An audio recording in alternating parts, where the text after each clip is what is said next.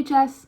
So now that the first semester is over and done with, thank God, we have some tips for you for hybrid learning for the second semester to hopefully make it a little bit easier.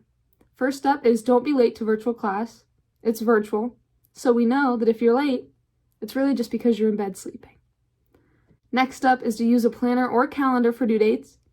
Basic organization skills. Just use it.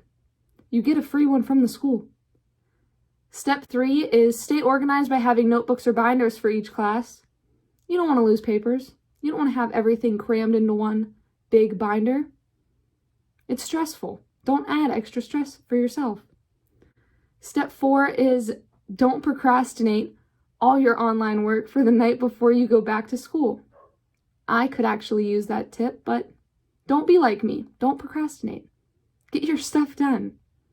And the final step is to pace yourself when doing online work. Don't rush through it.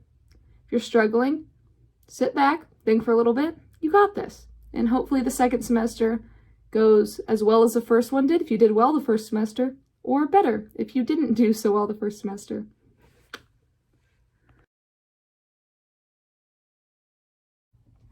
Hey MHS. So we're coming up on the end of our first semester of hybrid learning, and we know that could have been pretty tough for some of you guys, but luckily for you, the Villager's own Ellie Earhart has some study tips for us. First up, she says listening to music, especially since we've been at home, it's been a lot more accessible for us to listen to music this year, and it could calm us and help us perform better. Next, she says to remove your iPhone, or any phone you have, from the picture. It's a lot easier to focus on school and pay more attention when you don't have a device in your face distracting you. And finally, Ellie says listen to the teacher's own recordings if they have them. A lot of teachers this year have begun to film their Google Meets so you could go back and watch them later to help you better understand what's going on. And those are all the study tips from Ellie.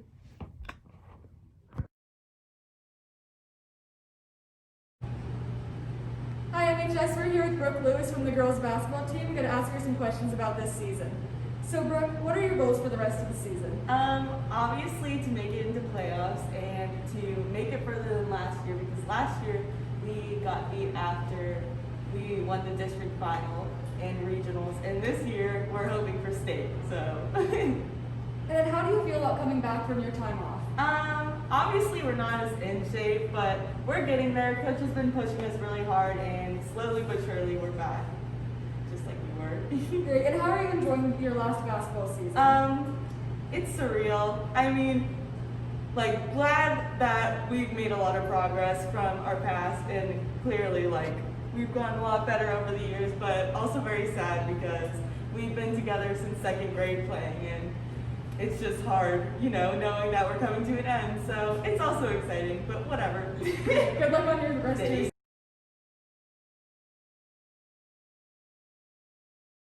Interest for this week, we have the second night weeks is going to be ending shortly on the 15th.